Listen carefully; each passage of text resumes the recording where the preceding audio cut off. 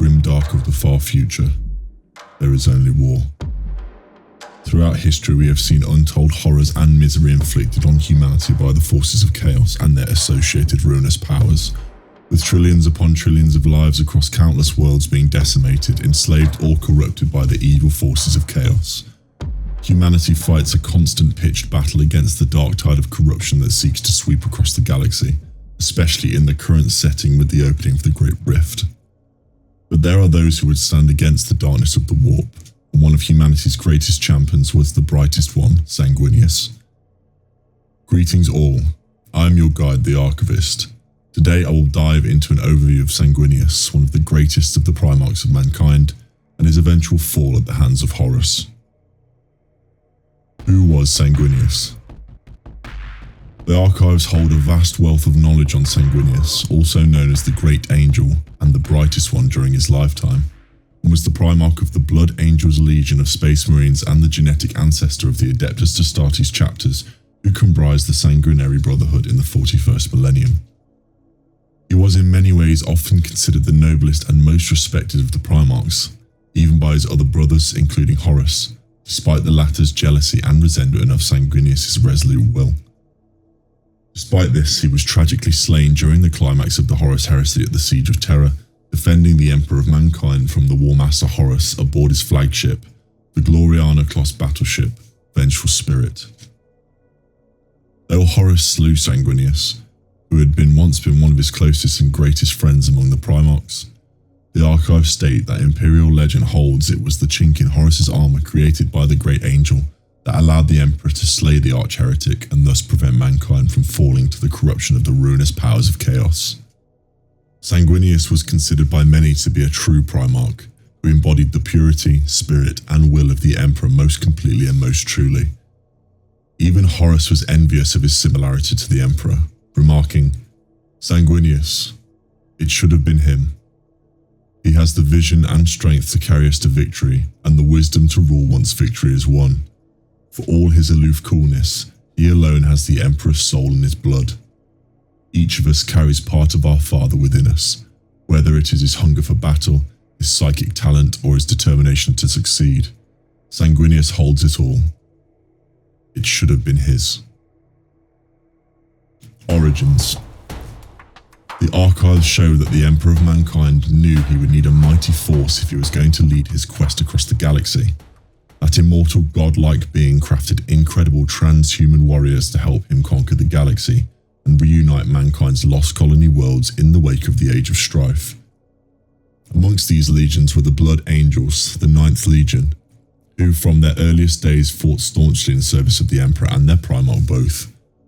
The Emperor, a genius like of which the ages have never seen, had mastered genetic manipulation of human genomes and set about creating 20 transhuman warriors, his Primarchs, to lead his legions in the coming wars, each an embodiment of an aspect of war.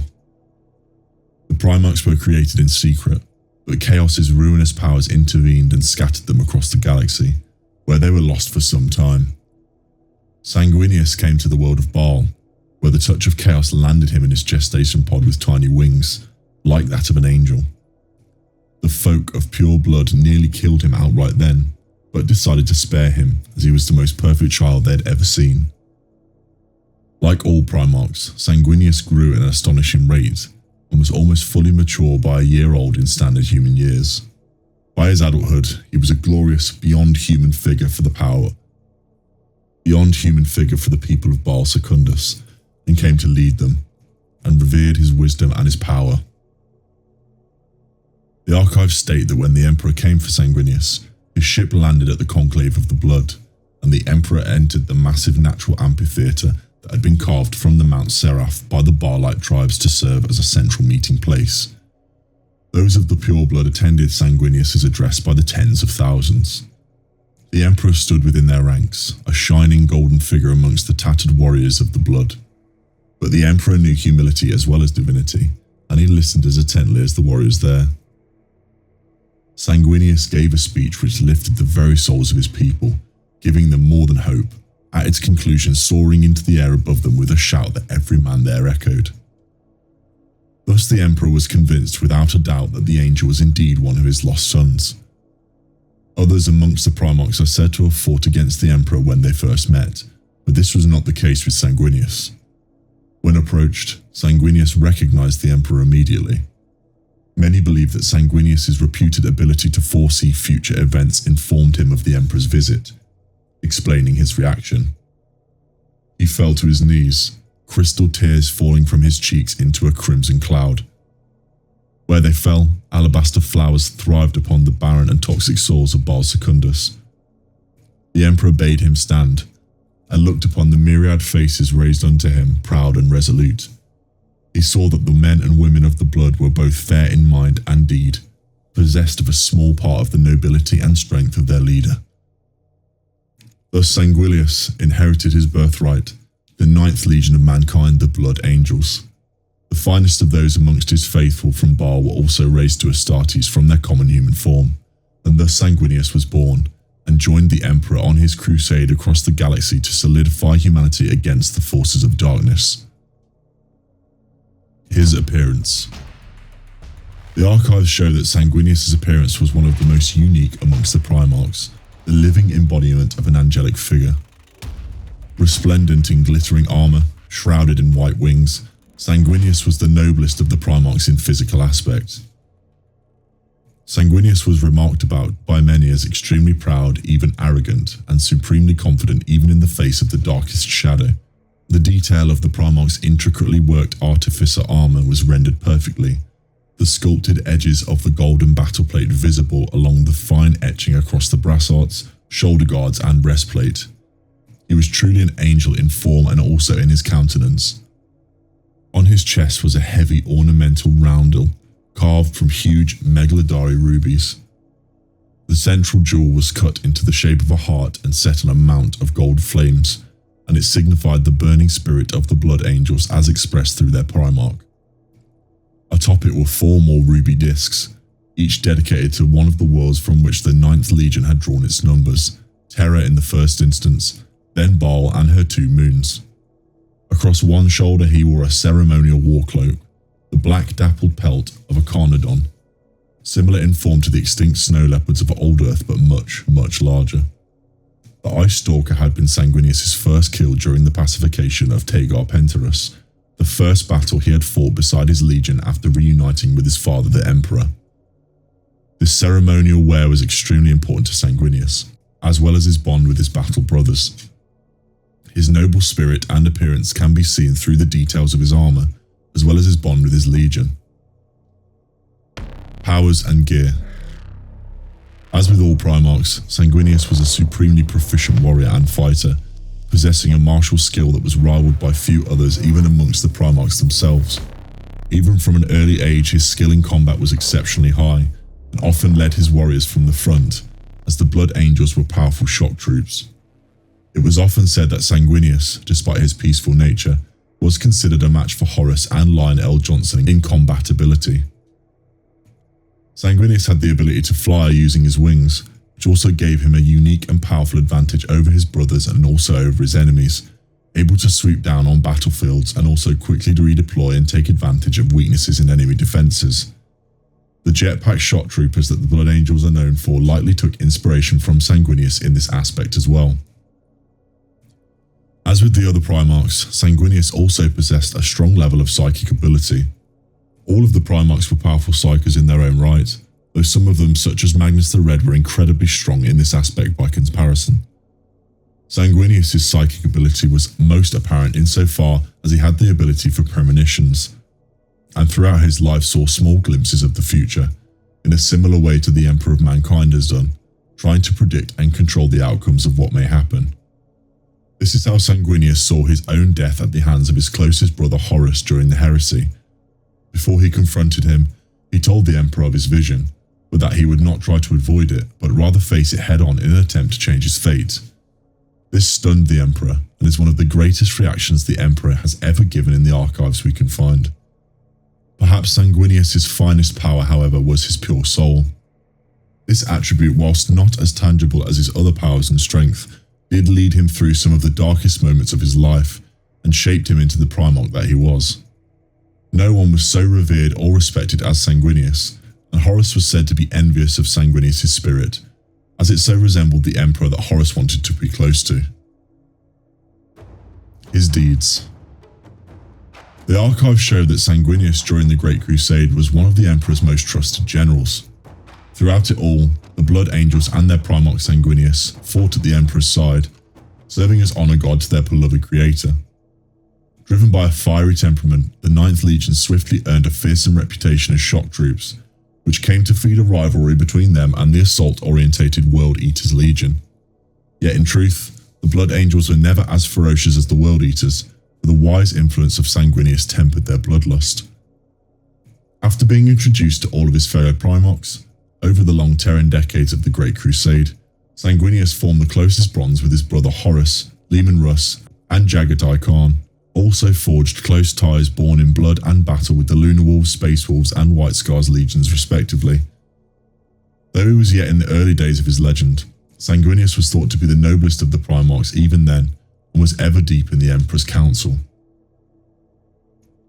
One of the burgeoning Imperium's greatest victories that Sanguinius played a large role in occurred during the Ulanor Crusade, a vast imperial assault on the Orc Empire of the Overlord Urlak Urak.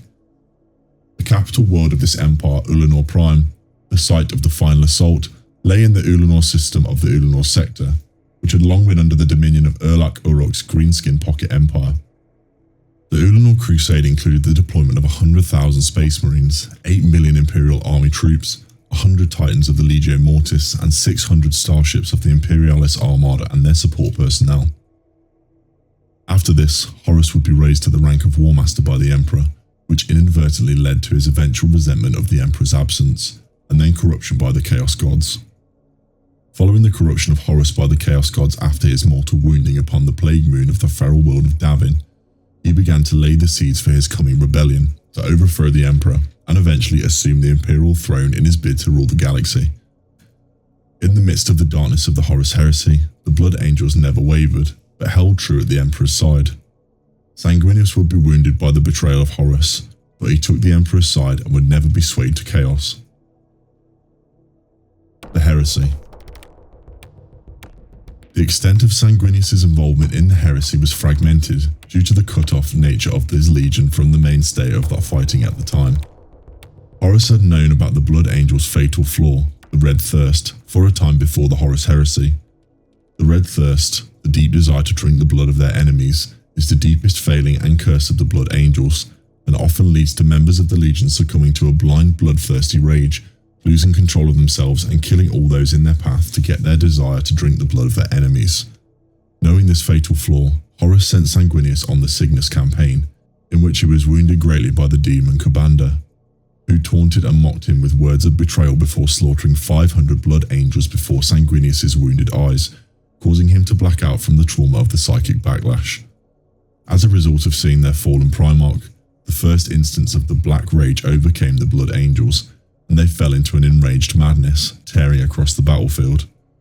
This greater flaw would always haunt the Blood Angels to this day. The brutal violence of the demon Kubanda had unleashed something dark within the psyche of the Space Marines, the thirst for blood that would not be slaked until every taint of chaos had been erased from the planet.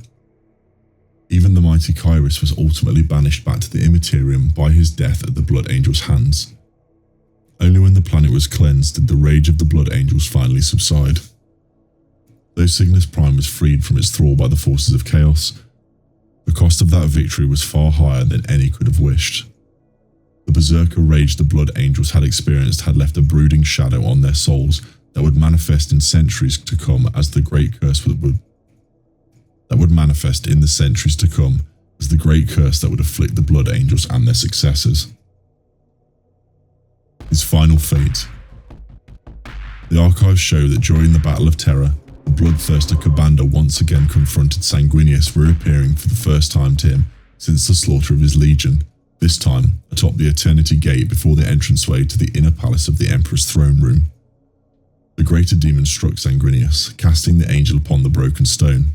Preparing to strike a killing blow, the Blood Angel's Primarch calling upon his last reserves of strength and power. With a massive effort, he leapt upon the bloodthirster, seized it bound the wrist and ankle, and rose up high into the air, smashing the demon's form across his knee and breaking the creature's back with a powerful crack. He then swung the body of Commander around and hurled the broken behemoth into the midst of the demonic host, slamming the Eternity Gate shut against the ravening hordes and preventing the fall of the palace. Yet the fall of Terra still seemed only a matter of time, for all the heroics of its defenders.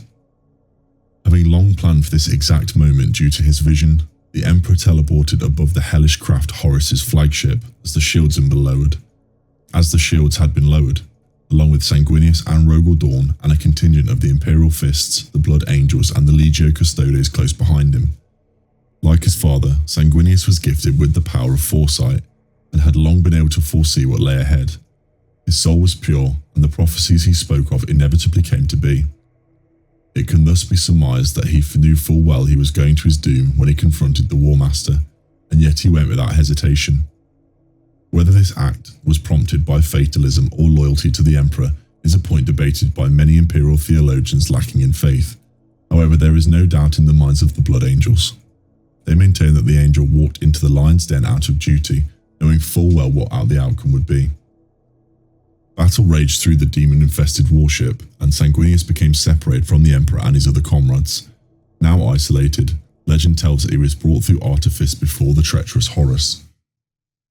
In evil cunning, fully in the grip of the power of all four major Chaos gods, the War Master offered Sanguinius one final chance to renounce the Emperor and to join with Horus in the inevitable victory of the traitors and Chaos.